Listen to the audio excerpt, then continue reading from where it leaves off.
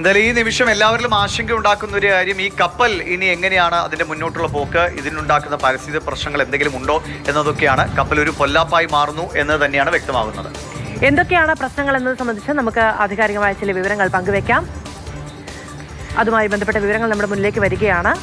അതായത് ലൈബീരിയൻ ചരക്ക് കപ്പൽ വീണ്ടെടുക്കാനുള്ള ഒരു ശ്രമം ഉണ്ടാകും എന്ന് തന്നെയാണ് ഇപ്പോൾ ഈ കമ്പനി ഉടമകളിൽ നിന്നുള്ള വിവരങ്ങളിലൂടെ നമുക്ക് മനസ്സിലാക്കാൻ കഴിയുന്നത്. പക്ഷെ അത് അത്ര എളുപ്പമല്ല എന്നത് ഉറപ്പാണ്. വീണ്ടെടുക്കാൻ കഴിഞ്ഞില്ലെങ്കിൽ അത് ഉപേക്ഷിക്കും. നമ്മൾ കഴിഞ്ഞ ദിവസം തന്നെ പ്രേക്ഷകരോട് പറഞ്ഞിരുന്നു, ഇത് സംബന്ധിച്ച് ആത്യന്തികമായി തീരുമാനമെടുക്കേണ്ടത് കപ്പൽ കമ്പനി തന്നെയാണ്. MSC എൽസ 3 എന്ന കപ്പലാണ് നമുക്ക് നഷ്ടമായത്. അതുമായി ബന്ധപ്പെട്ട് ആ കമ്പനിയാണ് ഇതിൽ തീരുമാനമെടുക്കേണ്ടത്.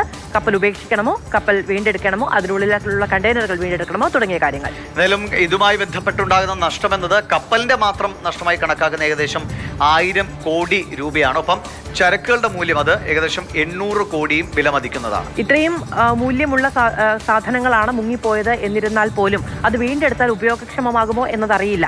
അതുകൊണ്ട് തന്നെ അത് വീണ്ടെടുക്കേണ്ടി വരുമോ, അതോ അതിനുള്ളിലുള്ള ഹാനികരമായ കാര്യങ്ങൾ അവിടെ തന്നെ വെച്ച് ഇല്ലാതെയാക്കേണ്ടി വരുമോ തുടങ്ങിയ കാര്യങ്ങളൊക്കെ ചർച്ച ചെയ്ത് തീരുമാനിക്കേണ്ടതാണ്. ഈ കപ്പലിന്റെ കാലപ്പഴക്കം എന്നത് 28 വർഷമാണ്. നമുക്കറിയാം 25 മുതൽ 30 വർഷം വരെയാണ് സാധാരണഗതിയിൽ ഇത്തരം വലിയ കാർഗോ ഷിപ്പുകളൊക്കെ ഉപയോഗിക്കുന്നത്. ആ നിലയ്ക്ക് നോക്കിയാൽ അതിന്റെ ഒരു സർവീസിന്റെ അവസാന ഘട്ടത്തിൽ എത്തി നിൽക്കുന്ന കപ്പലാണ് MS എൽസ 3 എന്ന കപ്പൽ. ചരക്ക് വീണ്ടെടുക്കലും കപ്പൽ വീണ്ടെടുക്കലും ഒട്ടും എളുപ്പമുള്ള കാര്യം അല്ല എന്നുള്ളതാണ് ഏറ്റവും പ്രധാനം.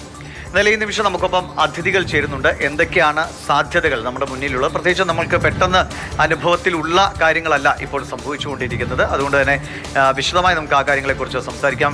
ഷിപ്പ് ക്യാപ്റ്റനായ AM റിയാസ്, ഒപ്പം തന്നെ പ്രകാശ് അയ്യർ, അദ്ദേഹം ഷിപ്പിംഗ് വിദഗ്ധനാണ്. ഇരുവരും നമുക്കൊപ്പം തത്സമയം ചേരുന്നുണ്ട്. ശ്രീ പ്രകാശ് അയ്യർ, ഈ നമ്മൾ കഴിഞ്ഞ ദിവസങ്ങളിലൊക്കെ ഇതുമായി ബന്ധപ്പെട്ട കാര്യങ്ങൾ വായിക്കുമ്പോഴും വിദഗ്ധരോട് സംസാരിക്കുമ്പോഴും ഒക്കെ പറയുന്നത് ഈ കപ്പൽ വീണ്ടെടുക്കണമോ വേണ്ടോ എന്ന കാര്യത്തിൽ കപ്പൽ കമ്പനിക്ക് ഒരു തീരുമാനം ഉണ്ടാകും എന്നുള്ളതാണ്. ആ തീരുമാനം കൈക്കൊള്ളുന്നതിനുള്ള സമയം, അതിനുള്ള മാനദണ്ഡങ്ങൾ എങ്ങനെയാണ്? അങ്ങനെ വീണ്ടെടുക്കാനുള്ള ശ്രമം ഉണ്ടാവുകയാണെങ്കിൽ അത് എങ്ങനെയാണ് ആരംഭിക്കുന്നത്? അതിന്റെ റെസിപ്പി എങ്ങനെയാണ്?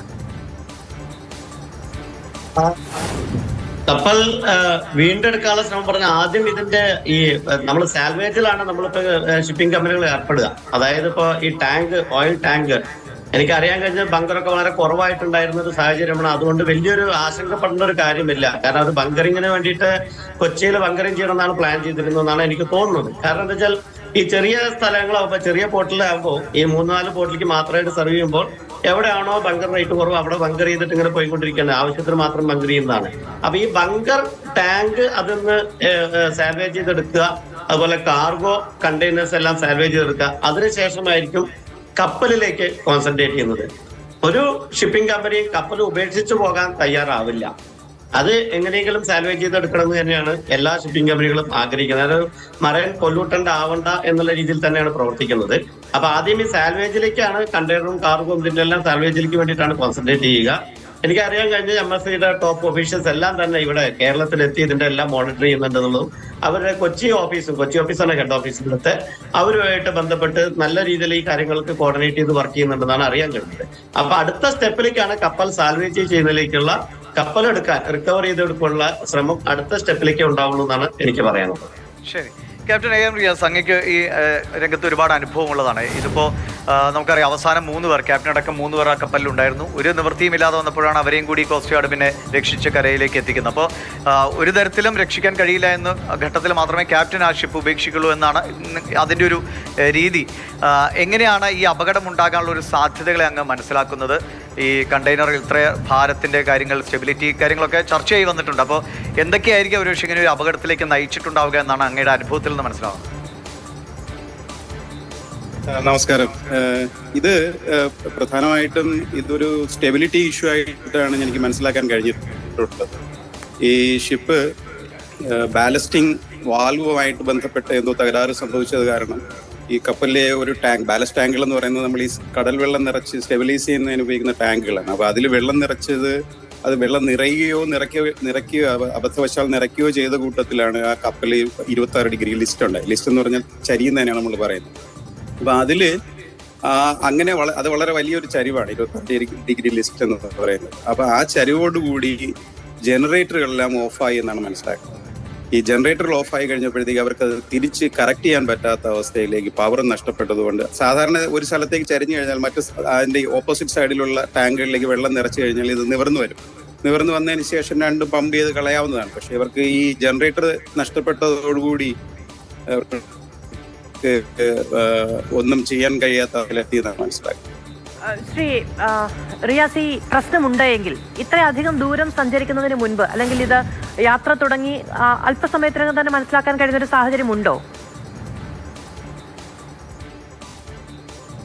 ഇല്ല, അങ്ങനെയൊന്നും ഇല്ല. അങ്ങനെ ഒരു കപ്പലും ഒരിക്കലും ഇങ്ങനെ ലിസ്റ്റോട് കൂടി അല്ലെങ്കിൽ ചരിവോട് കൂടിയൊന്നും ഒരു പോർട്ടും വിടില്ല. ഇത് കടലിന്റെ അവർ യാത്ര ചെയ്യുന്ന നടക്ക് വെച്ച് ഒന്നുകിൽ ഫെയിലുവർ ആകാം, വാൽവ് ഫെയിലുവർ ആയിട്ട് ഓട്ടോമാറ്റിക്കായിട്ട് ഫില്ലായതാകാം, ഒരുപക്ഷെ അവരുടെ ഓപ്പറേഷൻ എന്തെങ്കിലും പ്രത്യേകിച്ച് എന്തെങ്കിലും സ്റ്റെബിലൈസ് ചെയ്യുന്നതിന് വേണ്ടി ചെയ്തതാകാം. അങ്ങനെ ആകാനാണ് സാധ്യത. അല്ലാതെ ഒരു അതേ ഇങ്ങനെ മുന്നേ അറിഞ്ഞുകൊണ്ട് പോകാനുള്ള സാധ്യത വളരെ കുറവാണ്. മുന്നേ അറിഞ്ഞ് ഇങ്ങനെ ഒരു ചരിവോട് കൂടി കപ്പൽ പോകുന്നത് അത് വളരെ അസംഭവ്യമാണ്. അങ്ങനെ നടക്കില്ല.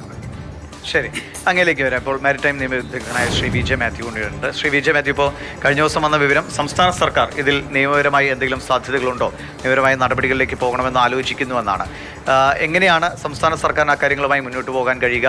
ഇപ്പോൾ ഉണ്ടായിരിക്കുന്ന ഈ സാമ്പത്തിക നഷ്ടം മാറ്റി നിർത്തിയാൽ പാരിസ്ഥിതികമായി നമുക്കുണ്ടായിരിക്കുന്ന ആഘാതം, അതിനെയൊക്കെ മറികടക്കാൻ ഏത് നിലയിലാണ് നിയമപരമായി സംസ്ഥാന സർക്കാരിനും അല്ലെങ്കിൽ കേന്ദ്ര സർക്കാരിനും ഒക്കെ മുന്നോട്ട് പോകാൻ കഴിയുക? അതിൻ്റെ സാധ്യതകൾ എങ്ങനെയാണ്? ആദ്യമായിട്ടൊരു കാര്യം പറയട്ടെ. ഞാൻ ആദ്യം ഇതിൻ്റെ പ്രധാനപ്പെട്ട റിപ്പോർട്ടർ ബിനിൽ എന്നെ സമീപിച്ചപ്പോൾ ഞാൻ MSCയുടെ ലോയറായിരുന്നു ആദ്യം.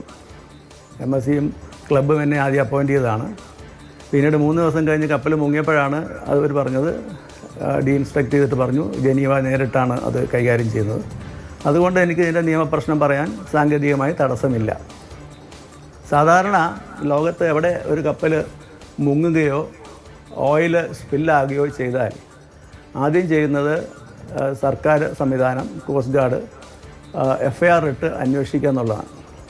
അത് കപ്പലിൻ്റെ അപകടത്തിൻ്റെ കാരണം അന്വേഷിക്കണം. ഇപ്പോൾ വിദേശത്തൊക്കെ അമേരിക്കയിൽ ഞാൻ തന്നെ അപ്പിയർ ചെയ്ത ഒരു കേസിൽ ഒരു സിംഗപ്പൂർ കമ്പനി അവരുടെ കപ്പലിൽ ഓയിൽ മിക്സ്ഡ് വാട്ടർ, നമ്മുടെ ഈ സാധാരണ യാത്രാ ബോട്ടുകളിലൊക്കെ നോക്കിയാൽ കാണാം എഞ്ചിൻ റൂമിൻ്റെ അവിടെ നിന്ന് ഓയിൽ മിക്സ് ചെയ്ത വാട്ടർ അമേരിക്കൻ കോസ്റ്റിൽ അതുമായി ഒരു കപ്പൽ വന്നിട്ട് ആ കപ്പൽ അറസ്റ്റ് ചെയ്തു. മാസ്റ്ററേയും ഉദ്യോഗസ്ഥരെയും ഡീറ്റെയിൻ ചെയ്തു. എന്തിന്? അതിൻ്റെ ഷിപ്പ് മാനേജ്മെൻറ്റ് കമ്പനിയായ ഫ്ലീറ്റ് മാനേജ്മെൻറ്റിൻ്റെ ഹോങ്കോങ്ങിലുള്ള ടെക്നിക്കൽ സൂപ്പറിനെ വരെ അറസ്റ്റ് ചെയ്യാൻ വാറണ്ട് ഇഷ്യൂ ചെയ്ത രാജ്യമാണ്. അതെല്ലാ രാജ്യത്തും ഇത് വളരെ ഗൗരവമായിട്ട് കാണുന്നു. പക്ഷേ എനിക്ക് മനസ്സിലാകാത്തത്, ഇതുവരെ നമ്മുടെ സംസ്ഥാന സർക്കാർ, നമ്മുടെ സംവിധാനം, കോസ്റ്റ് ഗാർഡോ ആരും, കോസ്റ്റൽ പോലീസോ ഒരു FIR ഇട്ട് അന്വേഷിച്ചിട്ടില്ല. അത് FIR ഇടുക എന്ന് പറയുന്നത് നമ്മുടെ ഇപ്പോൾ കൊച്ചിയിലെ ബ്രാഞ്ച് മാനേജർക്കെതിരെയല്ല, അത് നിയമമാണ്. കപ്പൽ ഷിപ്പ് ഓണറും അതുപോലെ തന്നെ ഉത്തരവാദികളായ മാസ്റ്ററും എൻജിനീയേഴ്സാണെങ്കിൽ അവർക്കെതിരെ FIR ഇട്ട് അന്വേഷിക്കണം. ആദ്യ അപകടം. ആദ്യമേ ഞാൻ മറ്റൊരു TV പറഞ്ഞു ഇതിൻ്റെ കപ്പലിൻ്റെ പ്രധാനപ്പെട്ട VDR പോലുള്ള രേഖകളുണ്ട്. VDRൽ ആ സമയത്ത് സംഭവിച്ചത് കാര്യമല്ല അതിനകത്തുണ്ടാവും. ലോഗ് ബുക്ക് ഉണ്ടാവും. ഇതൊന്നും എടുത്തതായിട്ട് മനസ്സിലാക്കുന്നില്ല. ഇതന്ന് ഞാൻ അഡ്വൈസ് ചെയ്താണ് അതെല്ലാം സാധ്യമാകുന്ന ഒരു നഷ്ടപരിഹാരം അങ്ങനെ എന്തെങ്കിലുമൊക്കെ ഉണ്ടെങ്കിൽ അത്തരം കാര്യങ്ങൾക്കൊക്കെ ഇതൊരു തടസ്സമായി മാറില്ലേ നമ്മുടെ ഒരു ഈ FIR ഇടുന്നതിലൊക്കെ ഉണ്ടാകുന്ന ഈ ഡിലേ? അല്ല, FIR ഇടാമല്ലോ. നമുക്ക് പ്രൊവിഷനുണ്ട്. കാരണം ആദ്യത്തെ തർക്കം ഇത് 38 മൈൽ നോട്ടിക്കൽ മൈലിലാണ് മുങ്ങിയതെന്നായിരുന്നു. ഇന്നലെ MMD പറഞ്ഞപ്പോൾ അത് 13 നോട്ടിക്കൽ മൈലായി. ഏതായാലും 38 ആയാലും നമുക്ക് നമ്മുടെ കോസ്റ്റൽ പോലീസിന് പ്രത്യേകിച്ച് ഒരു സെൻട്രൽ ഗവൺമെൻറ് നോട്ടിഫിക്കേഷൻ പ്രകാരം ഓരോ സംസ്ഥാനത്തും ഒരു കോസ്റ്റൽ പോലീസ് സ്റ്റേഷന് 200 നോട്ടിക്കൽ മൈൽ വരെ അധികാരം കൊടുത്തിട്ടുണ്ട്. അതിൽ പെട്ടതാണ് നമ്മുടെ ഫോർട്ട് കൊച്ചി കോസ്റ്റൽ പോലീസ്. അപ്പോൾ ഫോർട്ട് കൊച്ചി പോലീസ് സ്റ്റേഷന് 200 നോട്ടിക്കൽ മൈൽ വരെ നടക്കുന്ന ഏത് ക്രൈമിനും FIR ഇട്ട് രജിസ്റ്റർ ചെയ്യാം. ഇത് തന്നെയാണ് പണ്ട് നടന്ന എൻട്രിക്ക ലെക്സി കേസിലും സംഭവിച്ചത്. അങ്ങനെ FIR ഇട്ട് നീണ്ടകര പോലീസ് സ്റ്റേഷനിലെ ഒരു സർക്കിൾ ഇൻസ്പെക്ടറാണ് ഒരു ബുദ്ധി കാണിച്ചത്. അപ്പോൾ അത് വെച്ചിട്ട് നമുക്ക് കൊടുക്കാം. നമ്പർ 2 പിന്നെ റാഷ് ആൻഡ് നാവിഗേഷൻ കൊടുക്കാം. എൻഡേഞ്ചറിങ് ലൈഫ് IPC ഇപ്പോഴത്തെ BNSI വകുപ്പുണ്ട്. മിസ്ചീഫ് ഉണ്ട്. പിന്നെ environmental protection act 1986 causing environmental pollution ഉണ്ട്. ഓയിൽ സ്പില്ലേജ് ഉണ്ട്. പിന്നെ മാർപോൾ എന്ന് പറഞ്ഞൊരു ഇൻ്റർനാഷണൽ കൺവെൻഷനുണ്ട്, UN convention. MARPOL 73-78 amended at 78. അത് നമ്മുടെ ഇന്ത്യൻ മർച്ചൻ്റ് ഷിപ്പിംഗ് ആക്ടിൽ ഉൾപ്പെടുത്തിയിട്ടുണ്ട്. അപ്പോൾ 356 6 K അനുസരിച്ചും അന്വേഷിക്കുക മാത്രമല്ല ക്രൈം രജിസ്റ്റർ ചെയ്യാം. ഇത് അന്വേഷിച്ചാൽ മാത്രമേ ഇതിൻ്റെ യാഥാർത്ഥ്യം പുറത്തു വരുള്ളൂ. അപ്പോൾ ഞാൻ എൻ്റെ ഒരു ബന്ധം വെച്ചിട്ട് ഞാൻ മനസ്സിലാക്കിയത്, ഇതിൻ്റെ ഒരു പ്രോപ്പർ ലാഷിംഗ് ഉണ്ടായിട്ടില്ല. അതല്ലെങ്കിൽ വേണമെങ്കിൽ നേവിയോട് പറഞ്ഞിട്ട് അതിൻ്റെ സാറ്റലൈറ്റ് പിക്ചറോ വീഡിയോ എടുത്താൽ അറിയാം ഈ മുങ്ങുന്ന സമയത്ത് ലിസ്റ്റിംഗ് ഉള്ള സമയത്ത് എങ്ങനെ ഇത് ലാഷ് പൊട്ടി കണ്ടെയ്നർ പുറത്ത് പോയി കാണാൻ പറ്റും. ഇത് നേരത്തെ പറഞ്ഞ റിയാസോ പറഞ്ഞ പോലെ ബല്ലാസ്റ്റിൽ വന്നൊരു കേടാണെങ്കിൽ പോലും അത് കമ്പനിയുടെ ഷിപ്പിംഗ് കമ്പനിയുടെ മാസ്റ്ററുടെ ഉത്തരവാദിത്തപ്പെട്ട കാര്യമാണ്. വെള്ളം നിറയ്ക്കുകയും ലിസ്റ്റിംഗ് വരുമ്പോൾ മറ്റ് ടാങ്കിലേക്ക് വെള്ളം മാറ്റുകയും ചെയ്യുന്നത്. അപ്പോൾ അതിൻ്റെ വാൽവ് കേടായാൽ പോലും അത് ഉടനെ ലാസ്റ്റ് പോർട്ട് ഓഫ് കോളിൽ അറിയിച്ച് തിരിച്ചു പോകുകയോ എന്തെങ്കിലും ചെയ്യണം. അതിന് പകരം മുങ്ങടം വരെ ഇവിടം വരെ ഓടി ചെറിയ ഡിസ്റ്റൻസ് അല്ലേ എന്ന് പറഞ്ഞ് ഓടി വരുമ്പോൾ ഇതിനകത്തൊരു അപകടമുണ്ട്. ഈ കപ്പലിലെ ജീവനക്കാർ മരിക്കുന്നത് മാത്രമല്ല, ഇതിനകത്തൊരു 13 കണ്ടെയ്നർ ഹസാഡസ് കാർഗോ ഉണ്ട്. ഹസാഡസ് എന്ന് ചെറിയ കാര്യമല്ല. നമ്മുടെ മാങ്ങയിലിട്ടുകൊണ്ട് വരുന്ന കാർബൈഡ് കഴിക്കരുതെന്ന് ഒരു ഭാഗത്ത് പറയുകയും 13 കണ്ടെയ്നർ കാൽഷ്യം കാർബൈഡ് ആണ്. അത് എക്സ്പ്ലോഡിങ് ചെയ്യും. സാധ്യതയാണ് അങ്ങ് ചൂണ്ടിക്കാട്ടിയത്. അതിൽ വലിയ വീഴ്ചകൾ ഇപ്പോൾ ഉണ്ടായിരിക്കുന്നു എന്നാണ് ക്യാപ്റ്റൻ റിയാസ് ഇപ്പോൾ അദ്ദേഹം പറഞ്ഞ് അങ്ങ് കേട്ട് കാണും. അങ്ങനെ അത് പൂർണ്ണമായും കപ്പലിൻ്റെയും ഒക്കെ ഉത്തരവാദിത്തത്തിൽപ്പെട്ട കാര്യം കൂടിയാണ്. ഇങ്ങനെ ഒരു അപകടമുണ്ടായ സാഹചര്യം അപകടമാണ്, നമുക്കറിയാം, സംഭവിച്ചു പോകുന്നതാണ്. പക്ഷേ തുടർന്നുള്ള കാര്യങ്ങൾ വേഗത്തിൽ ഒരു കപ്പൽ കമ്പനി ചെയ്യേണ്ടതല്ലേ? അങ്ങനെ എന്തെങ്കിലും ഒരു ലാഗ് ഇവിടെ സംഭവിക്കുന്നുണ്ടോ, അതോ വേണ്ട വിധത്തിൽ അവർ ഇടപെടുന്നുവെന്നാണോ അങ്ങ് മനസ്സിലാക്കുന്നത്?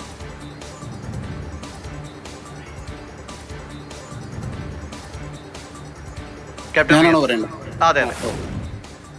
ഇത് ഇപ്പോൾ കിട്ടിയ ഇൻഫർമേഷൻ അനുസരിച്ച് അവർ ലോകത്തിലെ ഏറ്റവും വലിയ ഒരു സാൽവേജ് കമ്പനിയാണ് അവർ എംപ്ലോയ് ചെയ്തിരിക്കുന്നത്. MSC എംപ്ലോയ് ചെയ്യുന്ന ഒരു AT&Tയോ അങ്ങനെ മറ്റോ പേരുള്ള അമേരിക്കയിലെ ഇതിലെ ഏറ്റവും അഗ്രഗണ്യരായിട്ടുള്ള സാൽവേജ് ഓപ്പറേഷൻസിലുള്ള ആൾക്കാരെയാണ് എൻഗേജ് ചെയ്തിരിക്കുന്നത് മനസ്സിലാക്കുന്നത്.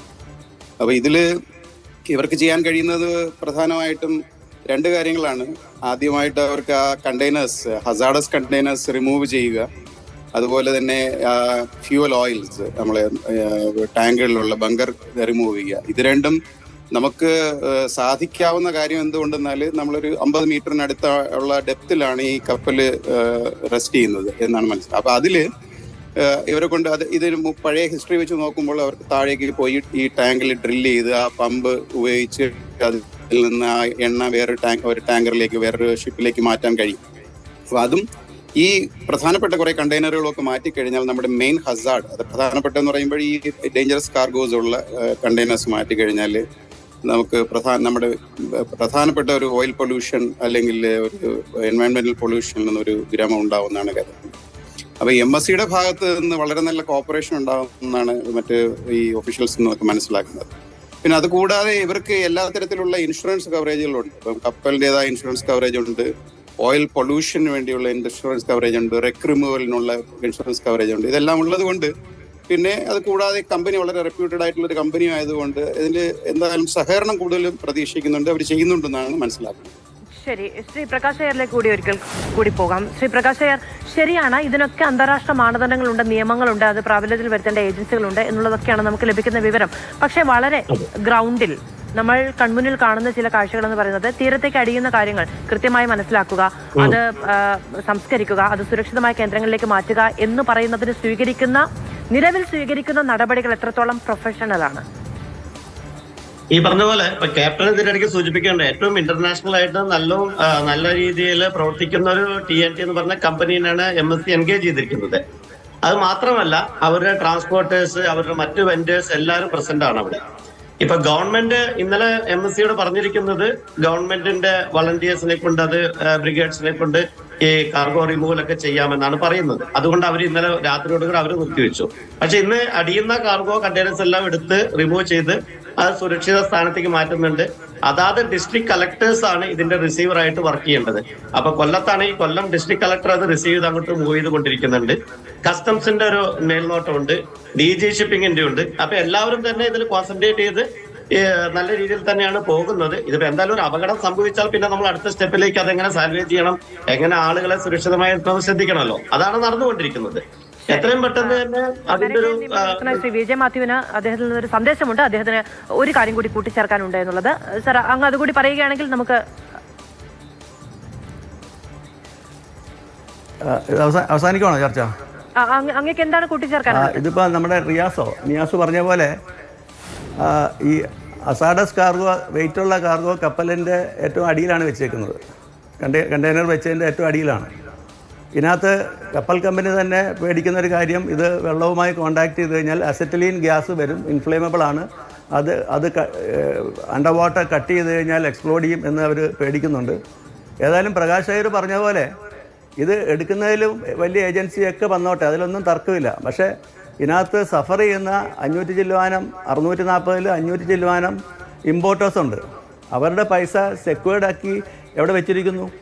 സർക്കാർ ഇപ്പോൾ ചെയ്യുന്നു. നമ്മുടെ സംസ്ഥാന സർക്കാർ വോളണ്ടറിയേഴ്സിനെ വെച്ചു, കളക്ടറെ വെച്ചിട്ട് അടിക്കുന്ന കണ്ടെയ്നർ ലോറി കയറ്റി പലയിടത്തും കൊണ്ടുപോകുന്നു. കോസ്റ്റ് ഗാർഡ് ചെയ്യുന്നു. ഇതിനൊക്കെ ഇൻഷുറൻസ് കമ്പനി, ഇപ്പോൾ P&I ക്ലബ്ബ്, എന്നെ നേരത്തെ അപ്പോയിൻറ്റ് ചെയ്ത നോർത്ത് സ്റ്റാൻഡേർഡ് എന്ന് പറഞ്ഞ P&I ക്ലബ്ബ്, അവർ they have not given any guarantee. അവർ ഇപ്പോൾ ഹൈക്കോടതിയിൽ ഒരു ഇമ്പോർട്ടർ പോയി കപ്പൽ അറസ്റ്റ് ചെയ്യുവാണെങ്കിൽ അതിന് സെക്യൂരിറ്റി കോടതിയിൽ വരും. എൻ്റെ ഒരു അഭിപ്രായം, ഇത് അവരുടെ സാൽവേജ് എടുത്തോട്ടെ, പക്ഷേ സംസ്ഥാന സർക്കാരിനും മത്സ്യത്തൊഴിലാളികൾക്കും ഈ ഉടമകൾ, കാർഗോ ഉടമകൾക്കും വരുന്ന നഷ്ടത്തിന് തത്തുല്യമായ സെക്യൂരിറ്റി സംസ്ഥാന സർക്കാരിനോ ഹൈക്കോടതിയിലോ കെട്ടിവെക്കണം. കാരണം ഇത് കുറച്ച് കഴിയുമ്പോൾ ഇതങ്ങ് തണുത്ത് ആരും അറിയാതെ അങ്ങ് പോകും.